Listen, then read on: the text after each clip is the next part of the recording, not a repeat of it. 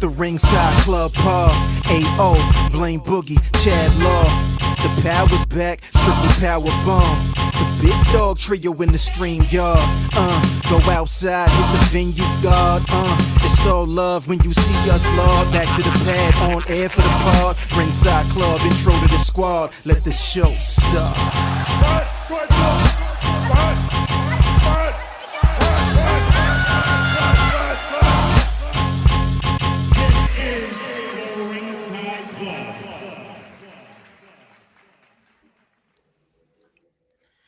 Peace, peace, peace, peace, peace to you and yours out there, beautiful people. What's good?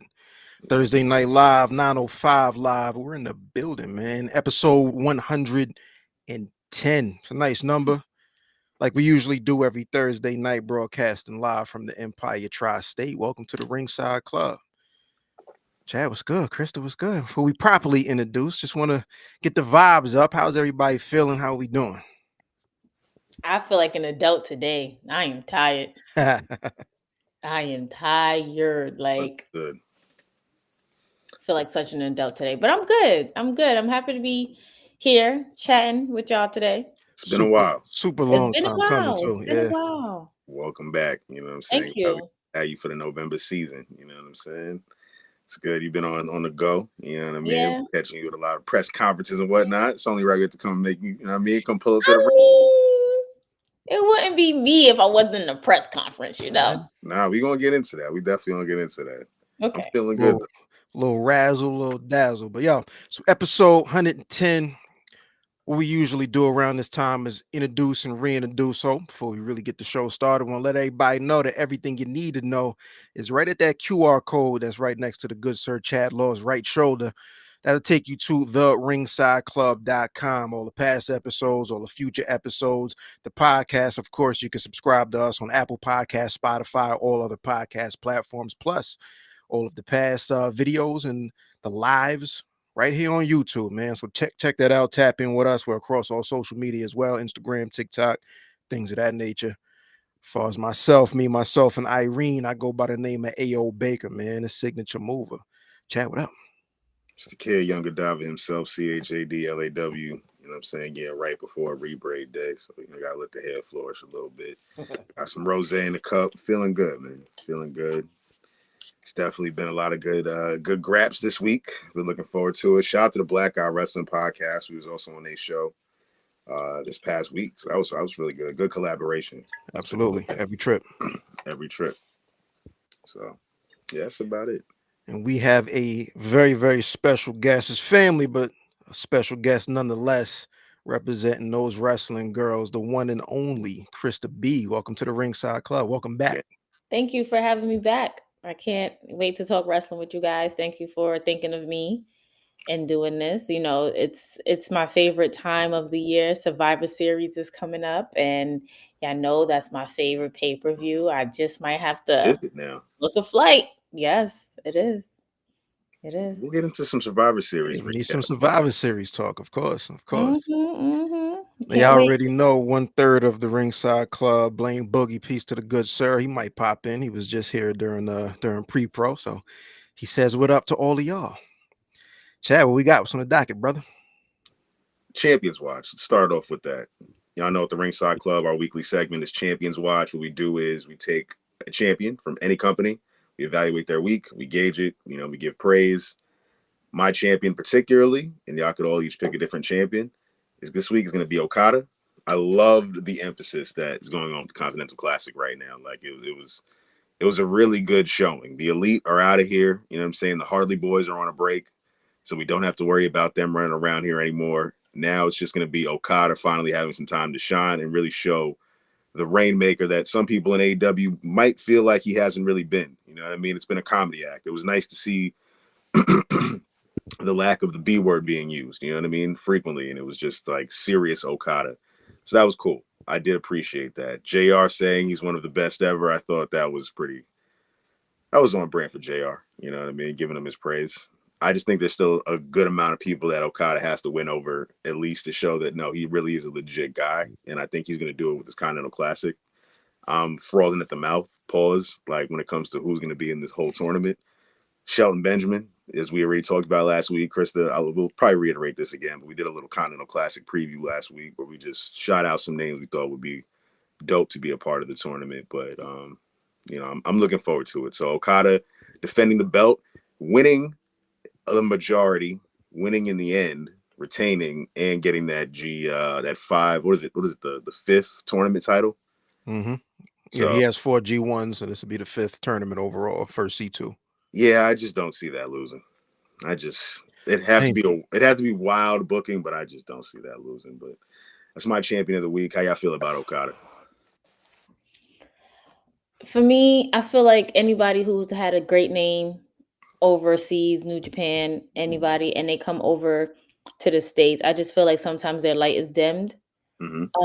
Because the States have like these rules and clauses where we know wrestling has to be watered down to a certain extent, as far as over in Japan, where they can just like go and like literally beat you to a bloody pulp, or like beat you to like near death, and everybody's just like, yeah, like I want more. And for when Okada came over to AEW, I was very excited because I've seen a few of his matches.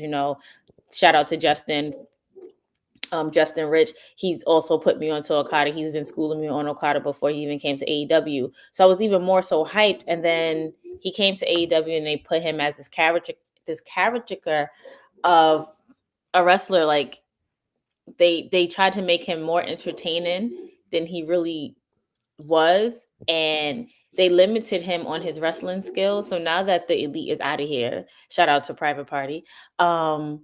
I really am hopeful that we can see more of his abilities, like his wrestling abilities, because I really don't want to see his light be dimmed and be overshadowed by him trailing the coattails of the Elite.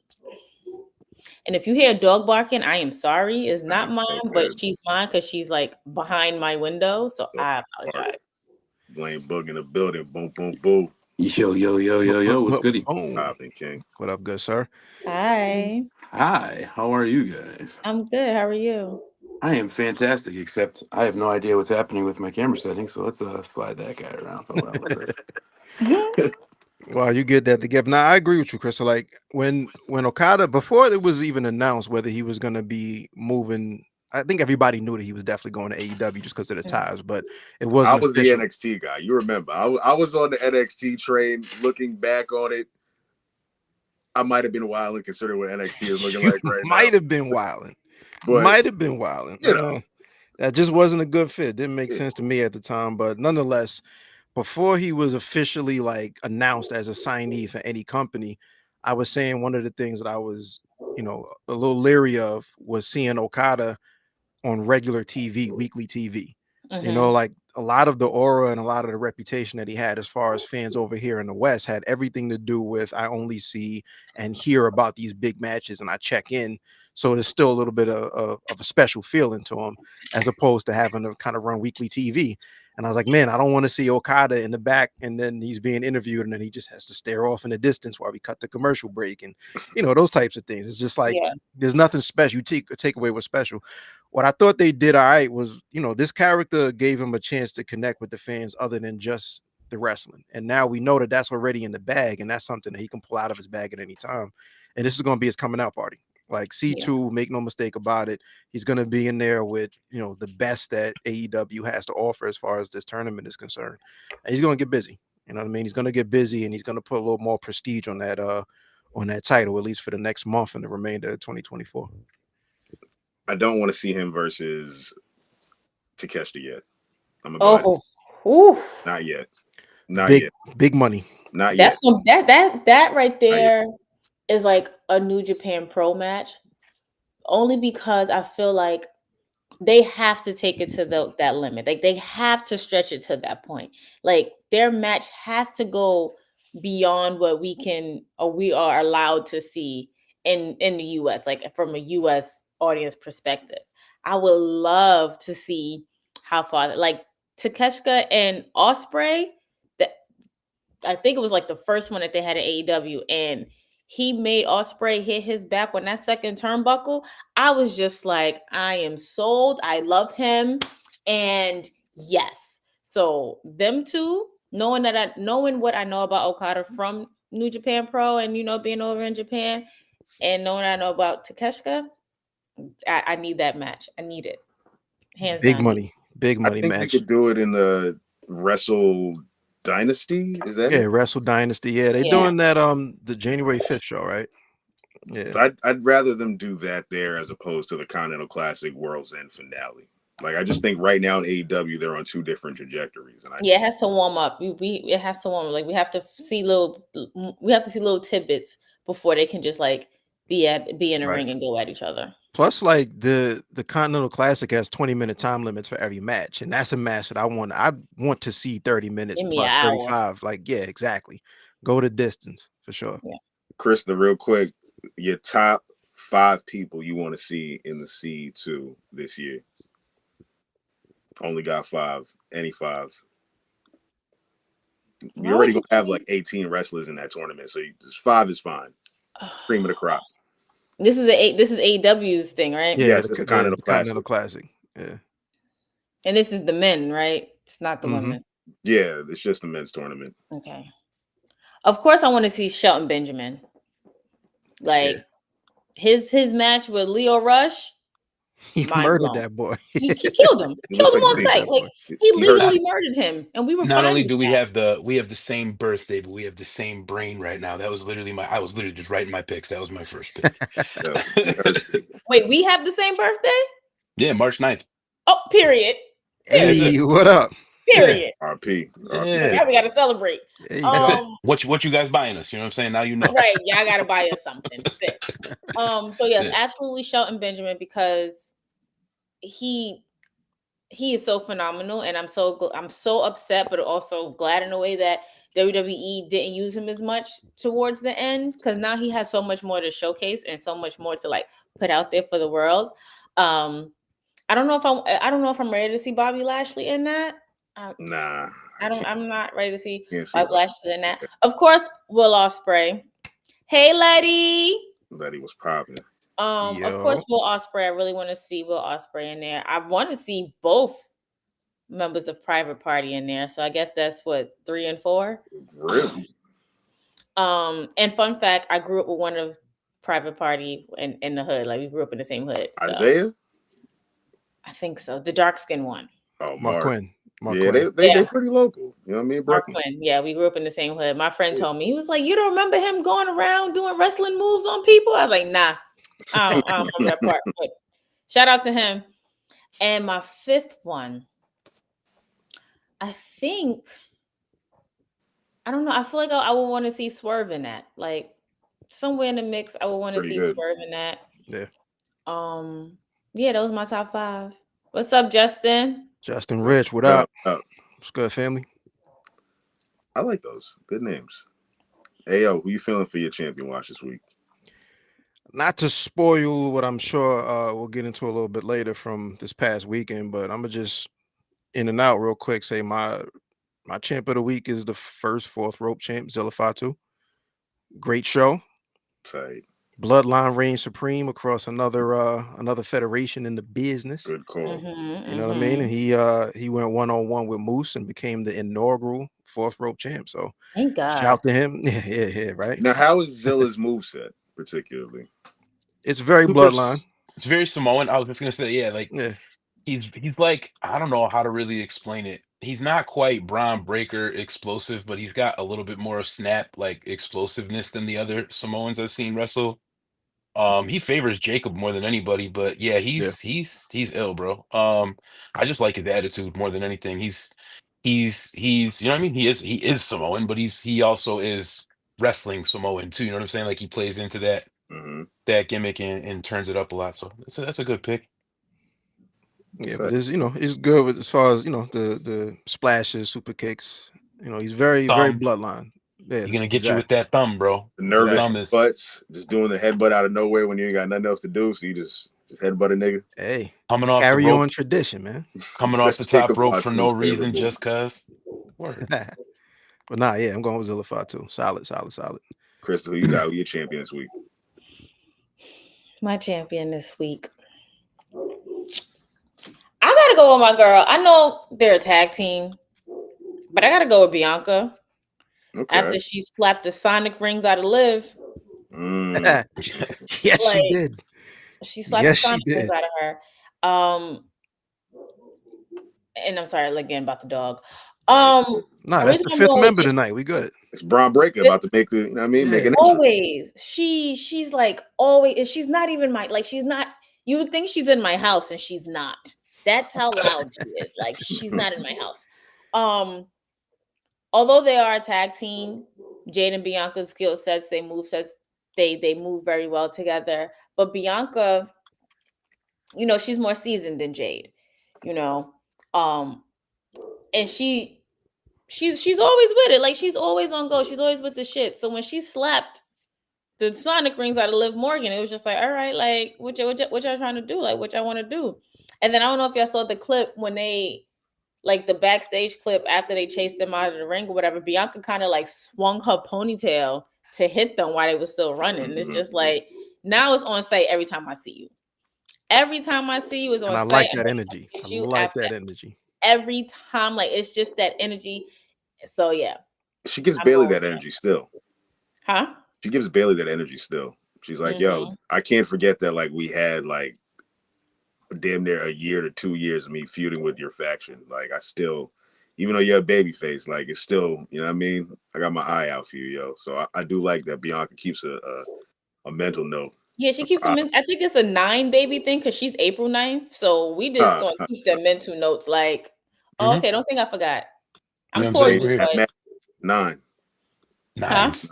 It's 9. 9s. That's it. Gino Green Global. You know what I'm saying? I'm that many years old. Hey, Follow the fashion, nines. What a reference, man. fashion ad mannequins. That was heinous. You feel me? Don't worry about it. I used to work at Epic. Everything's gonna be all right. They're crazy. I got a 2-part question for you, real quick, Chris. Before you get over to your champion bug, did you feel like the tag team champions on the women's side were in danger at any point at the PLE this past weekend? And also, are you on the side of Bianca and Jade splitting up soon in the future, or not at all? Okay, so there was a moment that I was just like, if they were to give it to anyone, that would be it was 2 moments. I feel like there could have been an upset with Chelsea Green and Piper. There If we go. Piper would have hit I believe, or Jade with that what up CN with that The gang. with that slam, but she ended up hitting Chelsea. And then of course when you have somebody as impactful or powerful as Io Sky and Kyrie Sane, you just never know. They've been And it featured a still lot. it still towers that feud of like Damage Control versus the women's tag team, 2/3 of the big 3, and they still have this. Bianca, like we said, Bianca is not gonna forget. Like, she had to battle all of them before Jade even got here. So there was those moments. Now, I've had conversations about, do I want to see Bianca and Jade split up? I honestly feel like if they do split up, I mean, essentially, we want to see them battle each other. You understand? Like, they had that standoff at Royal Rumble. You know, I actually had right before Royal Rumble, I had Bianca on a podcast, and we were talking. She said she spoke about, you know, having Jade as either her partner or her opponent, and so I'm just like, okay, so I will want to see it. I do feel like it's inevitable. It is going to happen. I feel you. I do feel there are times where you can just see it on their faces. Like, somebody may be disappointed in something. Right. And then this whole rumor that Coach is coming out with, like, oh yeah, Bianca's disappointed. She really don't like Jay. They really hate each other and stuff like that and whatever. Not saying I believe anything Coach says, but about to say, like, he's not really all that credible. Coach, yeah, no, I'm not saying I believe anything that he says, but for You those who said don't Jonathan know, Coachman said that? Yeah. Where the fuck is he? Where is Ja Rule in a Nah, time he's like just this? doing he's doing wavy press right now. Wavy press. Oh, all right. Hey man, just But respect to him. How you live. The fact that his input in this small thing, when it comes down to these women that we are also enamored and seeing every week, now it's going to start turning heads. That's going to start to having people's wheels turning. Like, oh, they really may break up. They really may, you know, or maybe they won't break up now. If they do break up, now it's going to be, or they're going to do like the New Day. Are they gonna like have them separate for a little bit, then come back? Are they actually gonna lay hands on each other? Because you also have to factor in Naomi's a part of the big three. Although she be with Bailey, Naomi's that kind of that glue right now. Right. Aside from the tag team titles holding them together, Naomi's kind of that glue. You know, Naomi is the sweetest thing next to, apple pie. Like she's Naomi not just don't have nothing to here. do right now. Like she just got nothing to do, and it's just like she's just a hand. She's a good hand right now, and it's like I wish she of all people was one of the people that was doing more, but I feel like she's getting slotted into the Natalya role right now. Just so fun. I don't think so. Naomi, I do feel that they can do more with her, but at the same time, I feel like since she's been back, she's been at her happiest. So it's just like I'm working. I don't really have to sweat as much as I did before. She's a like vet. her and That's what I Natalya, mean. the two, like she's the diva, like they're the two from the diva era and now, but she was just over it. Listen, Naomi's gonna be happy making content on TikTok, eating all that whatever dessert she eating from overseas, and being happy that her man is back. And if she could throw sprinkling work in there, she fine. I think I was spoiled from the TNA run. The TNA run just had me gassed like, yo, Trinity Fatu or Naomi is gonna like the next move back. Like she proved herself as a champ. Yeah, she proved herself like, as a world champ. Broke out, she added to her moves. They're going to give her that chance again. I do feel like they're going to give her that chance again. But right now, it's just like, where would she fit in trying to get that title back at this very moment? She really can't create a storyline with Liv Morgan because we know that's Rhea written all over it when, Rhea eye is fixed. And then it's like with Nia Jax has this thing now with Tiffany Stratton that's really brewing. And although we know that Nia and Naomi, they're going to play the whole family thing or not play the family thing, it just doesn't work at this very moment for her. So let her do what she do. If she got to be the peacemaker, we got to call her Mother Teresa the big three, we're going to do it. You know what's crazy? Hold it down. I figured, and we could wrap up on the Naomi topic, but I do think that her and Bailey could team up and possibly be the ones to take the titles potentially off of from Bianca and Jade. Just on some like strange bedfellow shit. This is WWE. Don't be surprised if two random people team up to win the tag titles at any point in time. So it gives Bailey something to do with more of a resurgence because Bailey's just spinning wheels. Wheels right now. So it's like her and Naomi spin wheels together. It's a good call. Yeah. This mid-card title. Like they do need a mid-card title. 100%. So now it gives more of these women a drive. Like I would love to see Zelina Vega, Naomi, and it's sad that Bailey's back on mid-card, but whatever. And you got to hold something together until, because we know the inevitable has happened. Charlotte is going to come back. And we still got Charlotte on the return. And Becky may come back. Like, how many titles is Charlotte up to? Like 12 right now? Many. Damn near close. Like she's close, man. She's grabbing one on this next return. Like she is the most valuable. On night one. Night one. You're gonna be standing in the ring. You're gonna hit it. I want a match right now. Here comes Pierce or the other one. Ring the bell. They're gonna do what they did. They're gonna do what they did with Becky. Returned at SummerSlam. Yo, Charlotte is the Money in the Bank. Like she is the contract. You know what I'm saying? Tiffany Stratton cashes in, and Charlotte stops her and takes over. Mm-hmm. Yikes. Mm-hmm. Yep. Who your champion real quick? Choose your champion. You got this one. Honestly, I don't know. Me and Krista just gotta stop thinking with the same brain. Even though she didn't say this, she just brought up who I was gonna say. I was gonna say Nia Jax and Tiffany Stratton, that whole situation. It's just interesting to like pay attention to because we gotta like kind of, I don't know, take all the storylines we can and like enjoy them because you only have but so much attention span. So it's like if they're going to focus on certain storylines, we kind of got to see which ones they're putting their chips in because that means something to the company, means something to whatever they have moving forward. I just feel like that little situation's dope. I also don't think Stephanie, Vaquer, and Julia are going to be in NXT too long. I feel like they're going to have them go up to the main roster at some point, and they might be a credible threat to Jade and Bianca before we see them, even fight each other. That might be super far down the road, but I would love to see that. But yeah, I don't know. It's a tie between that title situation and, to be honest, to see what's going to be happening with Mox. Mox just running around just like talking shit to people. I didn't really give my take on the Continental Classic either. I do think that Yuta is definitely going to be in there, and I think they're going to be slapping the shit out of Good him call. That was to fight for them. good. He's going to be workhorsing the shit out of that. I'm glad to see Hobbs back. I don't know. There's a lot of moving parts right now. I really don't know who to. I could be honest and say that I don't see any champions particularly being too exciting at the moment, and I think any of the belts could change hands, and I'd be Not cool even with Trick it. Williams? I mean, Trick Williams is, to me, it's like not a new thing.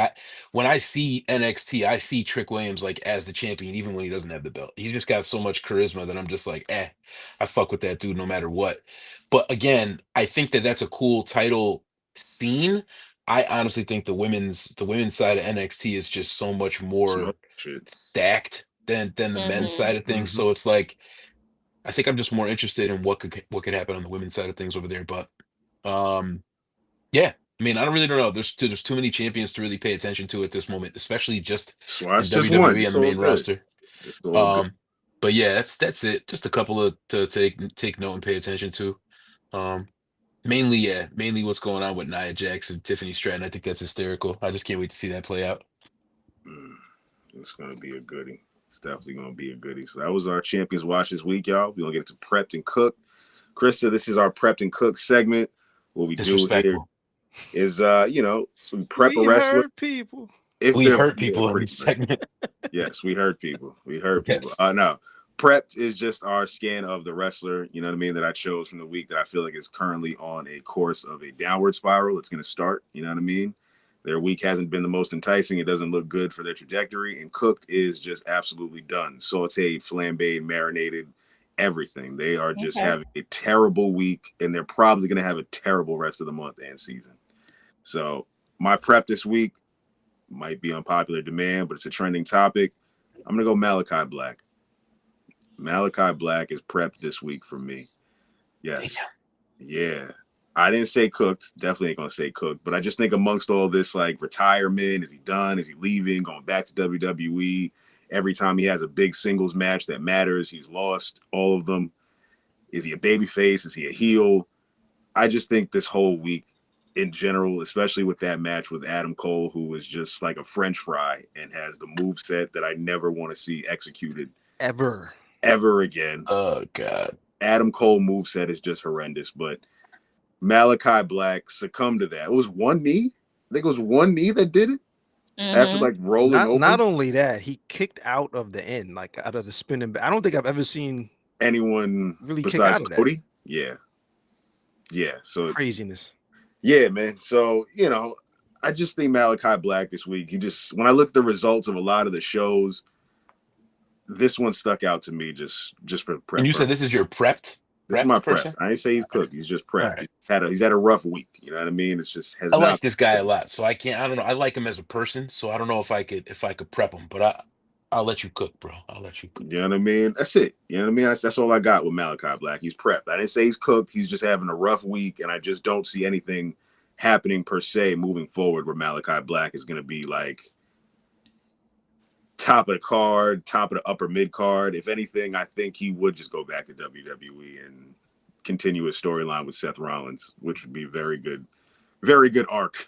Like, it'd be pretty dope to kind of see that happen again. But yeah, that's kind of where I'm at. Malachi Black. Y'all agree, disagree? I think I would have to agree with you there.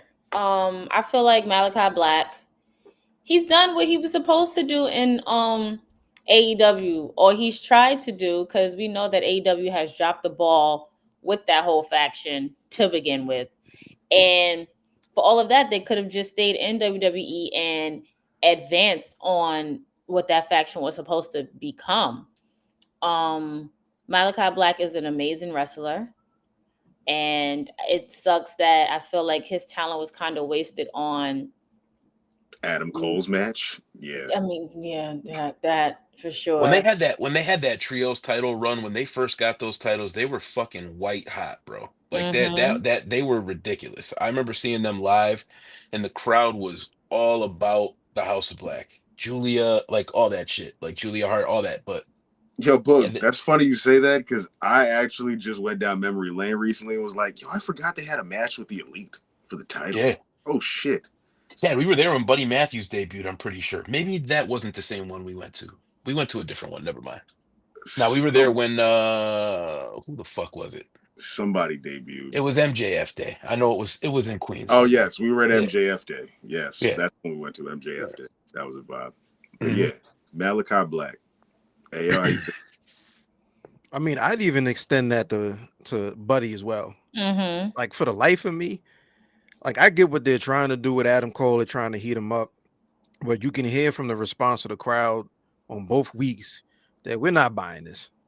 We're not rocking with you. We're not rocking with the move set. We ain't rocking with the story that you're trying to tell. You're not a baby face. You were just the devil a season or two ago. Right. And now we're supposed to feel like bad for you and root for you against MJF. Hey, yo, did anyone else pick up on the fact that like AEW just said, fuck MJF storyline, we're just going to do our own thing? No, I know exactly what they dog. None of this has worked. None of this has worked. I caught that on the run back today. I was just like, wait a minute. MJF said the first person to 3 matches, but then Tony Khan said that now they're both going to be. It just got really strange. Nah, I mean, that was what it was supposed to be the whole time. It was supposed to be. I thought they were going to end up fighting each other in the third match, but regardless, it's stupid. We've seen this already before. Like, this has been MJF's calling card for years now, and like just in general, like seeing like Buddy Matthews and Malachi Black. Like, to me, I still think of Brody as the standout of that group, but I still think that group has legs, whether as a trio or just a faction. And I don't understand it. You know what I mean? Like that's one faction. Like, if there's one faction that I'm gonna say, all right, let's heat them back up, and they're immediately credible in whatever type of match you want to put them in, it'd be them. And I don't get all 3 of them take a loss in consecutive singles matches between Brody. Yeah, Brody lost to Darby and Malachi. Which I mean, again, like all matches were good. The matches were actually fucking really solid too. The matches were good, but like I think Darby and Brody definitely had way more chemistry, and like Adam is just getting back, so I'll cut him some slack on that side. I'm just not a fan. I'm just really not a Adam Cole guy. So we all are there. Yeah, Adam Cole is not. He doesn't have that. I feel, and maybe it's my gripe with AEW. Like, you want them to do amazing when they go to a different promotion, but then they just get lost or they just lose that spark and that charisma. And for Adam Cole, like, we were there, I think it was Grand Slam after that MJF match, and he came and he shattered his ankle just by stepping on the damn ground. Yeah, we were there too. He jumped and landed wrong, and that was it. I was like, man, sat a whole year for that.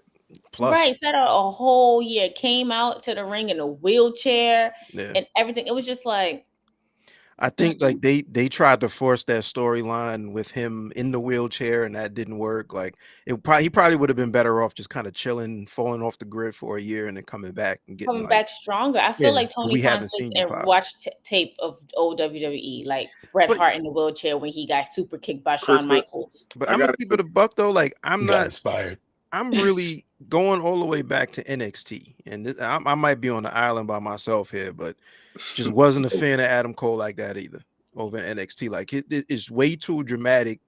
His style and all the melodrama is like way over the top, way too over the top. And like I mentioned last week, I was like, I have to go back to when I was introduced to him at Ring of Honor before he even got to NXT and see, like, is this the same Adam Cole that I was a fan of before? Because to me right now, it's like entrance music, hit the chant, and I'm good. I don't need anything else from you. Krista, I got a good question for you. Do you think the WWE pencil was right by having him be a manager as opposed to being an active wrestler when he was still under the umbrella of the WWE? Talking about Adam Cole? Yeah. I think, see, it's hard because I'm opposite of AO, because I liked Adam Cole in AEW. I mean, sorry, in NXT. I liked him, like his charisma, his style, like what he worked for. I feel like NXT is that place where you build all that up. Making him a manager, it was cute. He could be a manager now in AEW though. Like, we don't need to see him wrestle. Like, we don't need to see him I was wrestle. just curious. We brought that up last week, and it's just like it sounded crazy at the time, like sacrilegious at the time. It's like like not your manager. Like what? Who did you piss off to be a manager? Like now you're not even getting ring time. Like who did you piss off? Somebody but now, saw like the future, take the page out of their book. Make him manager. I mean, nothing else. Like he does still have the gift of gab. He can still talk on the mic. You know what I mean? And maybe at the end of this MJF, I think it also has a lot to do with the feud. You know what I mean? Like I say this all the time, but even when we're dealing with champions, I don't think any champion, doesn't matter who it is, if the feud isn't good, you're going to say the reign sucks because there's nothing for them to kind of bite down on. So maybe once he gets, it's anybody, put anybody in. There's no such thing as a hot champion if the feud isn't good. But yeah, so maybe once this MJF joint is wrapped up and he has something fresh to do, hopefully. But all that to say, like, this was a Malachi Black segment, and it just turned into Adam Cole. Because it's just like that Adam Cole, Malachi Black, like it's a sucky situation to go out. Yeah. For Malachi Black, it's a sucky ass situation. Like y'all know me, I don't watch AEW on Wednesdays. I just can't get into it. Like I'd rather go to a live show and feel the energy of the crowd, and then do replays. But then I saw the replay on Instagram, and I was just like, "What the fuck was that? Like, why did they think that was okay for him to do?" And be all like that. Probably not going to be on Full Gear. I don't think that House of Black have a path on a pay-per-view unless it's maybe a trios title match that they just happen to get thrown into over the next week and a half. So it was just a peculiar situation. That's why I put it prepped. It's odd, and like why back-to-back House of Black L's? Like why does he have to beat two members? Like it's just odd. It's weird. Because I thought Brody was next. Crazy enough. I did too. I did too, and I was scared. I was like, Brody King losing to Adam Cole would have pissed me off. I ain't gonna lie. Like actively upset. Instead, we just gotta watch the catch to probably do. No, probably won't happen. We'll see. Cooked. My cooked part of this week is going to Gable. Adam Cole. Yo, I mean, if he didn't win, you know what I'm saying? That moveset definitely is cooked. But I'm gonna go with Chad Gable. There's no real direction for the American Alpha Academy group tandem. I just think after this Wyatt feud ended, they are just going downhill right now. Like there's no direction for anyone in that group, especially Gable, who's just going to be the fall man. And I don't know what's going to take to heat him up, but I think as far as his week and his current trajectory, Gable, when I look at the results from this past week, that name stands out as somebody who's cooked. Y'all agree, disagree? I agree wholeheartedly. Ditto. Crazy name. I was just like, wow, I haven't said this name on the pod in a while. Yeah, I don't really see what's going on with that group at all. But you know, God bless them. Godspeed. Thoughts and prayers. Keep them close. Prayers and sorrows. They are featured. It was only 2 hours, and they definitely getting a good 10 minutes of it. So that's too much time for them. The crazy shit is, as much as I know who Chad Gable is, when you said it, I dead ass had to like go on my mental bank and be like, "Yo, who the fuck is he talking about again?" Pewters are putin'. I don't know. Yeah, no. And I just seen Krista B's tweet. Yo, whoever got her in the Wu-Tang dunks, get me them shits too, size 13. Hey. Thank you. No, we getting the Wu-Tang dunks. Yo, I need them. Like, what? 8.5, 9. So funny story. Last year, I was at a concert working, and Wu-Tang was on, and me and Ghostface had a moment. Happy, my other half. I'm serious. I promise you. And I think you can ask Justin because I had him on FaceTime. I had him on FaceTime watching they the locked show. Eyes when they had the same gold eagle on their wrist. They were like, locked "Oh shit!" Eyes, smiled at me, winked, everything, and then I ended up going backstage and taking a picture with Method Man because Pisces forever. Like that's just what we do. Like period. I mean? But yeah, Method Man's on a hell of a feature run right now. He's killing it. He is. He is. He sounds like he gets better. Like he just keeps getting better. He gets better. He doesn't age. It's just like being black is the best thing you can ever be in life. I'm just saying. You know what I'm saying? Ask my neighbors. We have an African American flag out in front of our house, and they're like, "Is that a Palestinian flag?" I'm like, "No." He said, "Well, we Googled it. It looks like it's Palestinian." I'm like, "Listen, dude, whatever it is, Just culture yourself. Everything will be fine. Palestinian is crazy. Not Palestinian goes Nigga. crazy.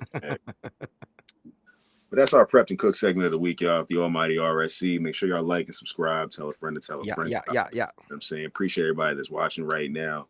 You know, computers Putin. You know what I mean? Leaving the comments. Shout out to Krista B, those wrestling girls. Great homies. Been a long time coming. We got to get the rest of the gang up here at some point. You know, that's a fact. There's a lot of us. We got to do a collab. Like maybe y'all can join us on our side. Do a whole collab. Do it. It'll be like 15 of us, but whatever. We'll Speaking of the woo, we all in there. That was a fun episode. Justin knows. Thank you. I had to call him. Like I knew that he would appreciate it more than everybody. No shade, but everybody else in that group. I had to call him, and that was the same day The Rock came back. And name, whatever state he was in, I don't know. That's potentially probably Krista a red said state. she had a day that day. We had a moment. I had a moment. It was a lot of running around, was working, everything, but sure did. Fire. Yeah, we had a book. I don't know if you want to talk about about this fourth rope, John. Yeah, bring some of these flicks up here. Well, listen, man, it was a great weekend. I know for people who are hip to the fourth rope little movement we got going, I'm sure they were just expecting us to have another concert. And why the fuck wouldn't they, right? That's what we did twice. But yeah, no, dog. We had the TNA Bound for Glory setup and the actual TNA production crew, and TNA looked out like a motherfucker, man. I love this. This was a $250,000 production that got put together for this past weekend. It was sold out. The merch lines were wrapped around the building twice. I just don't know where this goes from here.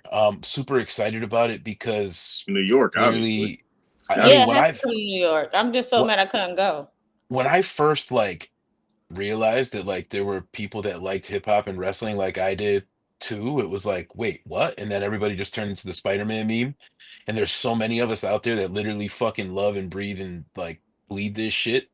That it's just beautiful to see a room full of people that willingly paid for their tickets to be there. Nobody asked me to get there for free. Everything was just super love. The media that was there, the bloggers that were there, the brands that participated. MVP, he what's the word?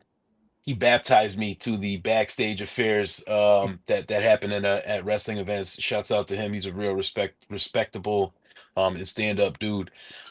Super cool event. A lot of wrestlers pulled up. There's so many indie wrestlers and wrestlers in the game that want to be a part of the next one. So I'm just super excited about it. But yeah, if you didn't check it, there's going to be footage. I'm pretty sure it's going to be like a pay-per-view type thing. This is going to be put out on some network, the whole thing. Of course. It has to be. It has to be. It's I'm just FOMOing over here. Yeah, we had a lot of good times there. AO could speak to it more as a spectator, as I was running around like a complete fucking idiot the entire night, just working. But I will tell you that just from the few times I popped out and got a chance to see it, I honestly had to pinch myself to believe that it had anything to do with me and I was there in a working capacity, because it was just beautiful, man. It was super dope. Yeah, 100%. I pulled up some of these flicks. Just the whole night was a highlight. Just because I mentioned this on Black Guy Wrestling Pod, but there for a long time have been a lot of federations and even just one-off shows that have tried to do the rap and wrestling thing, and this one nailed it because the DNA of the company is built on both of those things, so nothing feels forced. You know what I mean? You had DJ Premier and Pete Rock do a set. Dave East was there to perform. Rome Streets and Derringer opened up and then immediately went into the matches, and it wasn't like we're just going to have some wrestlers. We had notable people, some of the best matches and best wrestlers that are going right now. So top to bottom, this was a real, and the production, the set, this was a real top to bottom production. The merch line was one of the longest. I've been on so many damn tours, bro, and I've seen merch, and you kind of sell some merch. They were selling some fucking merch for less than, what is it, about like 2,000, 1,500 people, something like that. It felt like 2/3 of the people were online at the same time. They pushed the start time back an hour so people could get their merch in, and then said, all right, we're cutting it now. We have to start the show. You can get your merch later. You know what I mean? So Yeah, I it fought was the promoter, not physically fought. I had, you know what I mean? Me and the promoter had some words because, it is what it is. I got to do what I got to do on the production side. right, But right, nah, right. dog, it was a beautiful event. We had a great time. Like you said, DJ Premier, Yeah, bro. Premiere and Pete Rock, AO like walked in. This is how I knew it was some shit, right? AO walked in. He looked inside, and he didn't really say nothing at first. And he's like, "Yo, this shit is legit." I'm like, "Yeah, shit. bro. Yeah, yeah." Man, so he's We got going some dope. back into the backyard boogie. Nah, it was But yeah, official. it was dope, man. Shouts out to everybody that made it happen. And the next one, I got to see more familiar faces, man, because we got a lot of people that love wrestling, a lot of people that love hip hop, and um, we fucked it up. Not fucked it up. I mean, we had a few different things that could have been fantastic. We had, shouts out to Nick Gage. I hope everything's straight with him. He's good. Ended up not really being able to participate in the match at the end, but we put on a great cage match regardless. And then Smoke Conway. Dizzard threw somebody Conway, through a table. yeah, Smoke Dizzle literally Irish whipped a grown man through a table, and we were all here for it. Um, but yeah, we had Conway was supposed to pull up. I know he ended up not making it. That would have been one of Static Select's surprise guests too, which would have been fire. But yeah, we got more to look forward to. Fozzy actually was about to pull up, so we were gonna have Wait, Chris the Jericho Fozzy? You're about to have Fozzy was about to actual be there, Fozzy perform. like the actual. And this is something that West is really like trying to to clarify. It's all about like music itself. Like we might have a fucking band there. It might It's the not be art. just hip hop. It's everything. The It's art. It's the art. whatever, bro. It's the But art. yeah, So it's what you're beautiful. saying is it's coming to New York the next time because Now we're definitely going. I mean, for as much as the families all there, like all of us are there, it just makes perfect sense. Plus, it's the mecca of like everything. Mhm. I think the next one is Art Basel will be in Miami. Mhm. I think in like next month. Yeah. Yeah, Art Um, no, I think Art Basel is this it Let's may be. assume It may be next month. It may be December. Wes Don't get himself and some other people are going to be at Complex Con. Um, but we're not doing a full scale fourth rope. Might just be a pop up there. But yeah, so we got some shit, man. The merch goes on sale tomorrow too. If you didn't get to make it to the Just saw that. event, there's some exclusives that'll be there. The I Was There shirts probably won't be, but you know what I'm saying? Everything else will be there. I got a couple Sid shirts we put together for I need Wes' one of them album. Sid joints, man. Doug, he dropped two albums in two. He had an EP and an album in 2 days. Then we had an event. He and I and the whole team, but he and I have been working together behind the scenes for a minute, making sure everything was the way he wanted it to be, up to the last second to get everything the way you see it here in these pictures.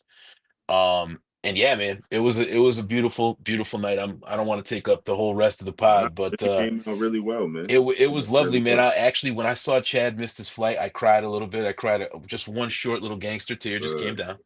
But everything was fine, man. It was straight. Man. But Yo, yeah, man, shouts out to everybody. that was a rough text, Yeah, man. rough as day. I hit the port. The schedule was supposed to be landing an hour after meeting. He was like, "Hey, man, I don't know." He's like, yo, I think I missed the flight, bro. Gate closed. Oh no. I was asked if I was going the day before. I was like, "Oh, when is it?" And she was like, "Oh, it's tomorrow." I said, It just caught it. You know "Count what I me mean? out. Count me Hopefully out." the Yeah, it next snuck one up. comes to the Yeah. tri-state. We can only hope. Yeah, Yeah, like Yeah, even it'll be up here. DMV area, like between New York and the DMV area, it's like wrestling galore. I think Right. right now, Right. Wes really only plans on throwing them wherever there's like a Nando's chicken, just because we fuck with it that heavy. Yo, So yeah, the next one It'll be might in be in London. Perry DC for gang. all you know. Who All right, so knows? London it is. That's good to know. That's Yeah, good to know. Going to Toronto. well, wherever there's a peri chicken, there will be a fourth rope event. Toronto and London is going to Yeah, see yeah. the fourth rope soon. Word. I guess lastly, shit, we could do you want to go Crown Jewel? You want to talk Dynamite? You want to just I mean, bullshit? you know what I want to do? Like Krista, you said your favorite PPV is Survivor Series, a Survivor Series Ooh. season. So I mean, what's a couple of your favorite Survivor Series memories, and what are you looking forward to this one this year? Ultimate memory, of course, is this man Dwayne debuting the Madison debut. Square Garden '96, being Soul Survivor. Me attending my very first Survivor Series at Barclays Center. I think that was like 2021. Fire. Fresh off pandemic. Mm-hmm. Yeah, And back outside. seeing Bianca being Soul Survivor, seeing Charlotte and Becky laid all out in that ring to where everybody was emotional. Yep. And then from there, I never missed a Survivor Series. I've been at Brooklyn. I've been in Boston, first War Games Survivor Series, and that was the first one that P and I were the first women, the first and only two Black women in the press conference. Hello. For the very first press conference that they had. We were the only two Black women, and we were like of 5 women in total. And of course, I had to ask the first question. I had to ask. You be getting it off when it comes to the questions. You be getting a good like early slot when it comes to the questions. I be peeping. Listen, I peep the night. You know what I mean? I peep the sign. It's all about who you know. You understand? So understood. And then we was in Chicago last year. I didn't want to cut you off. I also appreciate that you guys don't ask stupid bullshit salacious questions just so that those wrestling girls could be like posted somewhere. Like, fuck that. Y'all are dope. That. Yeah, word. We hate that. Like, so with SummerSlam, when I was in the press conference and we watched. right? I was like, nah, I'm gonna be in this press conference. I'm going to ask, like, I knew the broadcast the original Tribal Chief was coming back. I knew it. Like, I called it. I called that entire card. And if P is still on this stream, she can tell you I called that entire card from start to finish. I owe her like so many apologies. I'm gonna like buy her lunch. I feel terrible. I was supposed to do something for the pod and I never did because my life is crazy with a toddler. But yes, it happens. She understands. She's amazing. Yes. And the question that came before, like, all right, we know Cody Rhodes talked about his dog and whatnot or whatever, but that's not the questions people want to hear. So I had to really put on my journalism hat, use my degree from Columbia, put that on and be like, all right, cool. Cute about the dog, sorry about the dog, prayers and sorrows about the dog. We want to know why do you keep going into these bloodline rules matches knowing that, you know, and what does this mean now that Roman gave you that assist? It got to the point to where Rosenberg texted me and was like, yo, that was a good question. Even Jackie Redmond said that was a great ass question. Because nobody wants to know about it was one press conference that happened that we weren't there. It was like no people of color in there. And somebody asked Io or Asuka or Kyrie or whoever about Taylor Swift. Yeah. Right. Like what? Wow. Who is this question really for? Because you know what I mean? Like who cares? Like right. Not even. Who cares about Taylor Swift? Probably don't even watch wrestling. Slow news week. So yeah, being in those press conferences, not only is it representation for, you know, younger people to be like, oh, I want to be like that, I want to be in a press conference or whatever. It's also like a surreal moment at times. Like, pinch me, I'm not really in this. Like, I'm not really sitting here in front of Roman Reigns, or I'm not really sitting here in front of Cody Rhodes or Bianca or Becky or Charlotte or whomever talking Rhea, asking these questions. I'm not really doing this. But then like that first press conference, and I remember because right after we were kind of still like in spaces. And Littlefoot, I remember I went into Ron's space. If y'all know, he used to have coffee with Ron all the time on Twitter. And I remember Alexis Littlefoot was just like, you did the ultimate Black girl thing, and it was just the best representation when Bianca saw you. Because I was just like, oh, hey, girl, before I even asked the question. Then it was like, oh, I didn't know you was going to be here. I was like, yeah, they asked me literally last minute to be in this press conference. But I felt like it was my business to make my presence known. Yeah, you could have saw me off the glimpse real cute on the side, but I had to make myself known. And that's what I strive to do every time I attend, not even just a WWE event, like any type of wrestling event. I just tend to make my presence known and be that figure of representation for others. As you should. Oh yeah. And it started at Survivor Series. So that's another reason why it's my favorite. There you go. What's your worst Survivor Series that you've seen? Best and worst Survivor Series. Lesnar versus Goldberg. We can each give our best and worst survivors. Yeah, that would be it. Was that 2016, probably? That would be it. Lesnar versus Goldberg. Y'all didn't like that? Damn, I feel like I'm on an island. I actually appreciate it. I didn't mind that. I did not mind that at all. It was a surprise. I think I like the surprise factor about it. Wasn't that like Goldberg beat him in like 5 seconds and he ended up cracking his rib? I'll tell you what the card looked like, actually, so we can actually. It was one that was real bad with Ryback too. 2000. Whatever. I try to erase those. Yes, that was 2016. And that was when he was cracked Ryback his rib, and Punk? right? That was nasty. I have to look it up. I want to say it's like 2013, something like that. I think that might have been like right before Punk dropped the belt to Rock at the Rumble. No, Punk and Ryback were 2012 in Indianapolis, Indiana.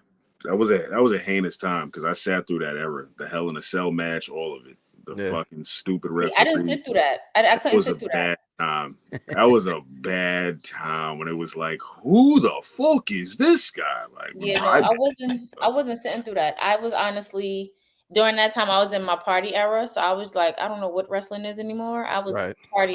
Nightlife. Nightlife.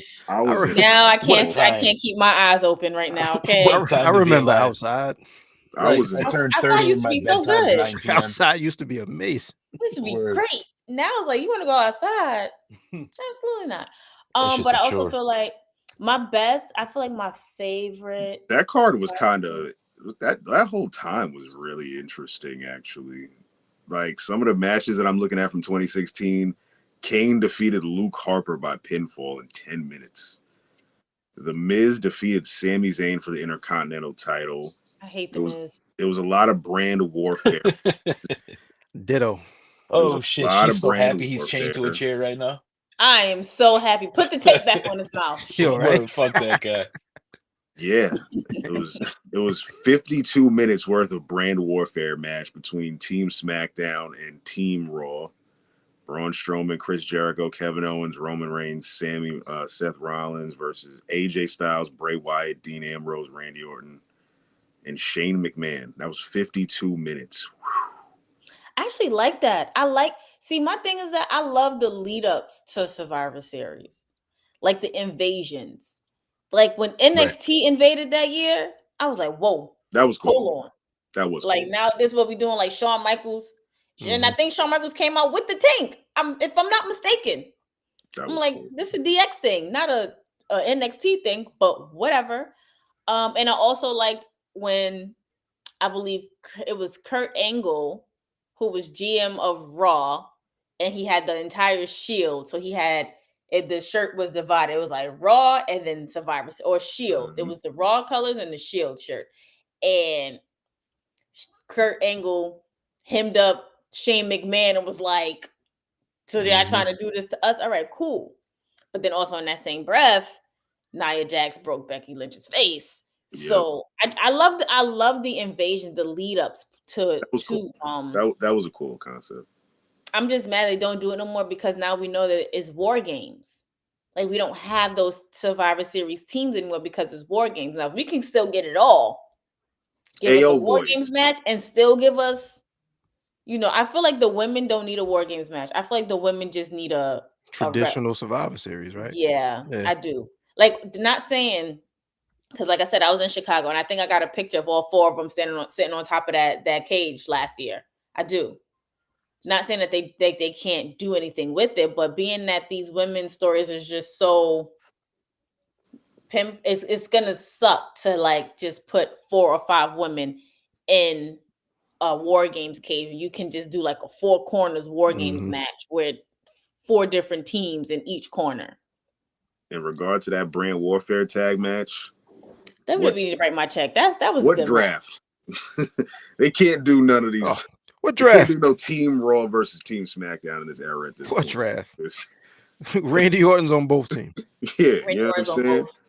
both. That just ain't working right now. So War Games just has to fly. Like it serves its purpose. Yeah, but favorite overall Survivor Series, it has to be my first one in person, which is 2021. Bianca Soul, Survivor, and Becky and Charlotte leaving it all out on the table. Tight.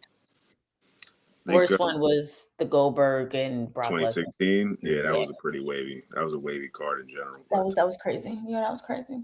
I'm probably gonna go with my first to like my. I started at Survivor Series 2000. I started in the year 2000 when it came to watching wrestling. So Survivor Series 2000, which was headlined by Triple H, Steve Austin. Mm-hmm. That was when he was doing the whole like tossing him over the forklift shit. Rikishi and The Rock, Kurt Angle and The Undertaker, Ivory and Lee. Very fun match. Like that was a very fun singles. Their feud just starting over a cup of coffee being spilled to me as a kid was just mad entertaining. I used to love Ivory. I was like, yo, why he spilled a cup of coffee on him by mistake and just wants to fucking kill him right now. Like I just found that mad amusing. Kane was unhinged. Yeah, I just found that so amusing for me with Kane and Jericho. Their feud was cool. So Survivor Series he still is. I mean, yeah, but yes, we not gonna get there. We don't get there. Yeah, Thanks. Glenn Jacobs is a psychopath, but Glenn Jacobs. Yeah, that was a fun pay-per-view. That was a good era. 2001 I liked. That was the Invasion. 02 was the Elimination Chamber at Madison Square Garden, aka the Scott Steiner debut. That was a good one. Yes, that was a good one. That's when Shawn Michaels won. Yes, that was when he won. Yeah, 03 was really good as well. That was Steve Austin's final match. You know what I mean? That was Undertaker's final match as the Dead Man. And in 2004, it started to get kind of really, really shaky in that period. Like the JBL, we're just going to give anyone a chance to try to feud with him, but we're not taking the title of JBL. So here's interchangeable Survivor Series match, Booker T. Good luck. Like Randy Orton, babyface turn. It was just a really wavy time period. So 2000 to 2003 is probably my favorite. 2004 is probably my least. Like Maven as the main event is already just very telling of that time period. You know I mean, Maven did eliminate Undertaker though, so you got to give him something. You know, Maven had a longer career in the WWE than I really thought. I really remember him being a flash in the pan, but I completely forgot that Mans was really competing on Raw for the World Heavyweight title and had people thinking he could actually win it. And so like, I pretty much hate Maven. I'm gonna just throw it out there real quick. If not watching Maven's updates on YouTube. No, like if your eyebrows piss me off that much that I can't stop looking at them while you're talking, I can't fuck with you as a person, like at all. Like I don't even know if like eyebrows is so neatly it's because he got together. Like it puts mine to shame. It puts mine to shame for real. Do something about that. But yeah, shouts out to Maven. I think my favorite Survivor Series would have to be, because I'm like 103 years old. Yeah, I knew he was going to say like, yo, Survivor Series 88 was fucking crazy. Word. Yeah. Y'all forgot the 80s. You know what I'm saying? Superfly. I wasn't born for that. I wasn't born for that. It's not far after that though. But 92, Bret Hart, Shawn Michaels. Not even for anything else but Bret Hart, Shawn Michaels, because why the fuck not? Yeah. And it's not even because I appreciated it back then. I'm not some like psychopath that remembers everything through the scope of wrestling and everything was great or whatever. Like, no, I look back at it as an adult and I'm like, wow, this was really fucking dope. But yeah, if you're like me, when it gets to this time of year, I'm rewatching Harry Potter movies because I'm a sicko, and I'm also watching. I'm rewatching One Tree Hill. You know what I'm saying? And I'm watching Survivor Series. I'm definitely gonna watch 92 probably tomorrow, because ain't shit to do this Friday. Last Friday I was in a totally different state, landing my plane in. It's mad funny you said that, yeah, Bug. I just rewatched. Well, I didn't rewatch. I just watched 1994 Survivor Series for the first time with Chuck Norris in the main event, and oh my god, fucked me up. Yo, what Chuck happened? Norris, like fucked me up. The Chuck Norris, the Walker Texas Ranger, Chuck Norris. Yeah, Chuck Norris was the main event enforcer for the Undertaker versus Yokozuna in a casket match. If you peep YouTube, he's selling kind of fucking live forever pills. God about that. Yo, it was Gorilla Monsoon. I think his last time about that commentary, Macho Man went to WCW because he was like, "Yo, fuck this commentary shit. I want to go back wrestling. Yeah, I want to wrestle. Yeah, I want to wrestle." And Bob Backlund beat Owen Hart in a throw in the towel match, and probably one of the waviest matches I've seen, with like 9 minutes. It was Brett, right? He Brett. Owen threw in the title. I'm still scared of Bob Backlund, like to this day. Backlund was a psychopath. Yo, he had a 9-minute submission. Backlund will literally listen. If I need to call anybody to help me fight or whoop some ass, Bob Backlund is on that list for real. Yo, word for sure. He scares the shit out of me, dog. This also was remembered as the pay-per-view where Scott Hall became the first person to ever win the actual Survivor Series matches without having to actually pin anyone or submit anyone. He was just a lone survivor, and he happened to win because his whole team just eliminated themselves. It's a very Scott Hall stat. Yo, very Scott Hall stat. I was watching a clip of him flicking the toothpick at a guy at the boy that Bret Hart gave his glasses to. Yo, that's awesome. That's tremendous. It was just like, oh, okay. They say, yo, you already got something to block your eyes. Bloop. Right. Here you go, fam. Hold that. That's what these are for. Hey, yo, what you got? What's your favorite Survivor Series and worst and least favorite? I can't even call least. But the Thunderdome. The Thunderdome sticks out as like a bad one to me. The Thunderdome was just like I don't even remember that card. Yeah, I don't even remember. I think it was Roman and somebody Drew, maybe. Who would have been 2000? Roman and Drew. Oh, yeah, maybe. 2020 was Roman Reigns defeated Drew McIntyre. You're right. There you go. Champion singles match. Man, I don't remember that at all, bro. Welcome to the Thunderdome. This is after Drew's thunder was kind of stolen because of COVID. Yeah, 100%. After he won after he won that Rumble, then Mania, he kind of like, okay, yeah. What pay-per-view was that Roman came back? Because it was like a Braun versus Fiend match that he came back at, I think. That was SummerSlam. Disgusting. Payback. Right.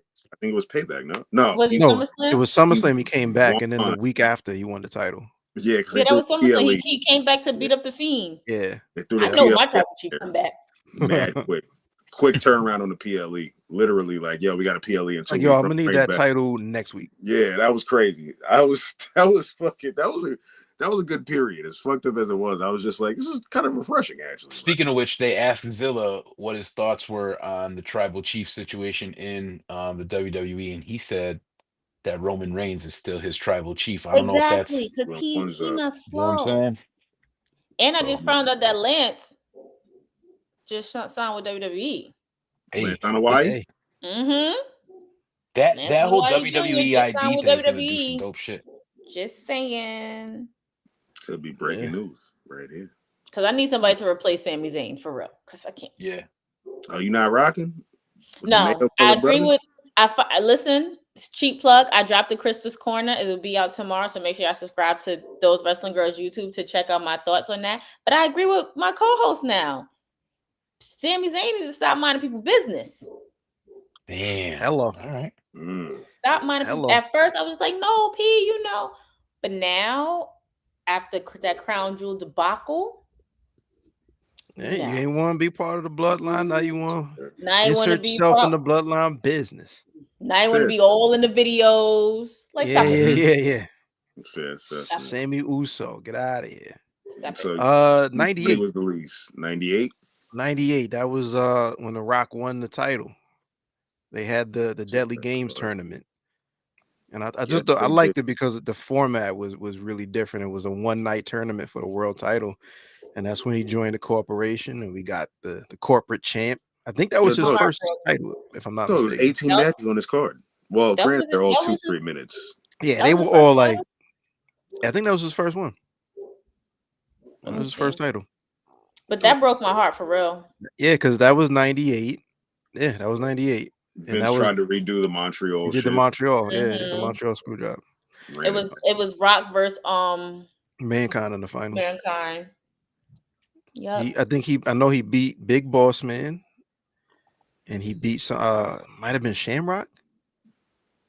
Yes. He had to win 2 matches before. I think Shamrock was the other one. Shamrock. Yeah. Yep. But what I can say is that honestly led to one of the best feuds ever, Rock and Mankind. Yep.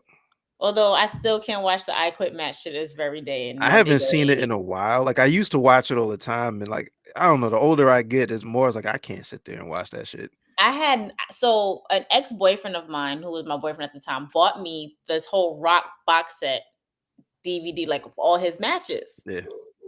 From like Blue Chipper, Rocky Maivia, all the way up until I think it was WrestleMania with Cena the last time. That match between Mankind and Rock, that I Quit match, is dead in the middle. I skipped it. I can't watch it. I had nightmares then. Like I had nightmares for like a month. Almost Every took time that I man's closed life. my eyes, I saw like the bloody Mick Foley face under the mask. You know, him trying to make him say I quit, and I kept hearing him tell The Rock go to hell. And then like because he like Foley played that so well with like the quivering on the ground. I will never forget at the end of the match when he finally got the mask off and he did like this and his hair came up and all that blood is like a bucket of blood. Just that was crazy. Like that was crazy vision. So maybe one day I could watch it, but now me and my big age, no. Yeah, I haven't seen it in a while. Other one I really like was when Daniels, when they were doing the brand warfare and Danielson and Lesnar had a dope match against one another. That was not to bring Redacted up, but it was a dope match. No, that was actually pretty solid. I think that. Wait, Lesnar's Redacted? Yeah, he was in that McMahon lawsuit. I mean, he was. But that don't mean it is factual for his. No, 100%. I'm just saying I don't know what is and what ain't. We should put him under Redacted because we definitely mentioned him when we said him and Goldberg. So I don't I don't know what to do anymore, man. AO just pulled that. I ain't like that guy anyway. Fuck him. He's like, you know what I mean? Yo, I'm a Lesnar guy. I just don't know what's what anymore, man. Bro, my name on the Yamin site is Bug Lesnar, bro. I can't even use that shit no more. Well, we do want him to return, though. I will say that. I at least want him to return. You know what I mean? Amongst the chaos, I still want Brock Lesnar back. I need ponytail Brock though. Like I don't need buzz cut. I need ponytail Brock. Once ponytail and beard Brock the ring at SummerSlam with the lumberjack shirt on and all that. Boombox in the bank, Brock. Boombox, yup. Yeah. No, that's when he had the hoodie on and he was dancing or whatever. He was like, "Wait, I don't gotta sign this contract now." Yo, my man was doing a Running Man with the boombox, like he 100% was like he ain't 300 pounds. That was classic. That was amazing. Like that's because it was the charisma in the ponytail though. Like you wouldn't have got that with buzz cut. Nah, not at all. Nah, because you like Dolph Lundgren with the clean face. Yeah. Luke Big Borga with the clean face. I got an outro survey for us. What it do? Will Goldberg retire in 2025?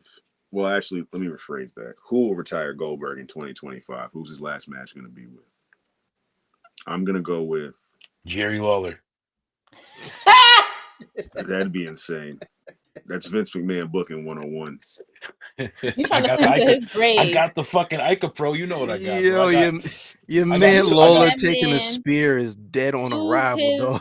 If he hits the ad lib, though, if he can ad lib with the microphone, like that would be worth.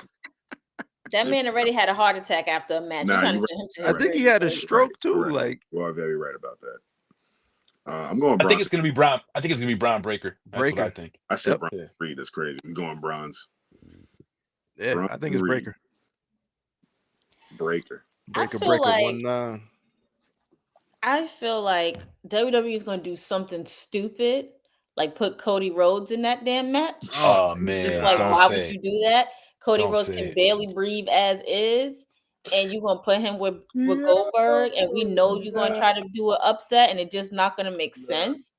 Cody, however, I can absolutely see Cody being the one to retire him. Yeah, like, and we gonna be sitting here like, really, bro? Like, Cody gonna have that little. That's that Adam Cole booking. You ain't supposed to be beating Buddy or homie. Yeah. You know? But you know who I will want to see do it? Gunther. That would be. I think that is the move. Mm-hmm. They already set it up before. Mm-hmm. That's the move. Yeah, Yo, because Bret when he Hart. jumped over the barricade. Bring Bret Hart back, bro. Bring Bring Bret. I Bret need Hart back for one Bret Bring throw match. him in the sharpshooter. Yo, Nah. Bret retiring Goldberg. It's apropos. Bret Yo, Bret retiring said, Goldberg. "Look, I'm not signing this Legends contract, but y'all let me fucking stab this dude Yeah, live one on more TV match. just one good time, bro. One Just let more me get match. him." He said, "Yo, hold him up. Let me kick him in the head like he did me 25 years ago." 25 years. Let me fuck Bret up his back when he speared me on that metal plate. Bret Hart trying to do a kick is already funny as fuck. Yo, chill. You Leave gotta Bret relax. alone. It's already kind of He's wild. got a black. Relax, He's got a black queen for a wife. Yeah. Bret Hart is untouchable. We can't even talk about Bret Hart. Nah, He's good. y'all fucked me up though, because now y'all got me He's thinking good. Cody could be the one to really do it. Like fuck Wouldn't- all that. No, Gunther. wait. Nah, I just fuck all my that friend just could texted be. me. Fuck all that Gunther shit. Let's put My Cody. friend just texted me. She was like, "Why I thought John Cena was retired already? I feel like it may be John Cena." Damn. One more It feather is in the John cap. Cena's year. John It is Cena John versus Cena's year. Goldberg.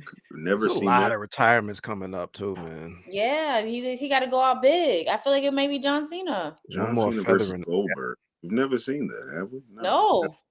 That's kind First time ever, last time ever. Yeah. Like sounds like Crown Jewel 2020. Once in a lifetime. One more once payday, in a- brother. That's what I was looking for. Once It's in a gonna be the lifetime. fucking. It's gonna be That Mark sound- Calloway, dog. That sound like blood money. Undertaker point come I out will of kick him retirement. in his hip. Okay. His surgically repaired hip. I will kick him in it. He about to come off this wall too. I just need a new picture to put up first. Undertaker versus Goldberg 2 is not it. Yikes. Not We don't it need that. at all. We don't It's need gonna be- that. It's He gonna gonna be break Teddy another hip. Long. He gonna break the other one.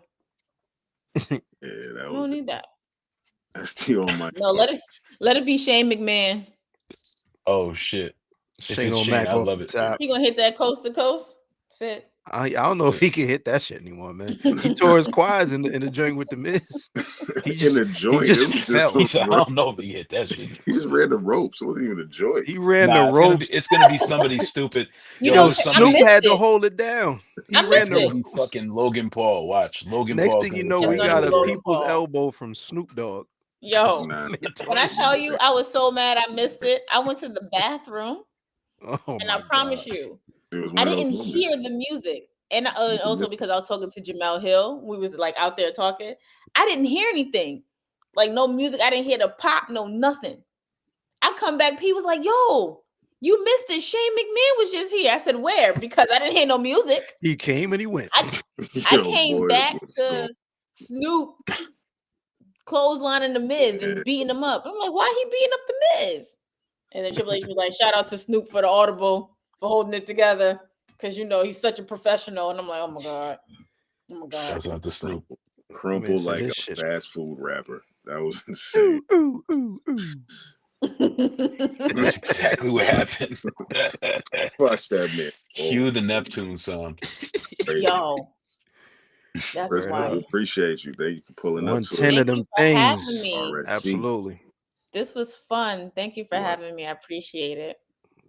Of course, It's just of course, a of course. casual chat amongst friends. It was a Amongst great friends. episode. Wrestling. Graps. I mean, 110. It's the Ringside Club. We out here. Peace.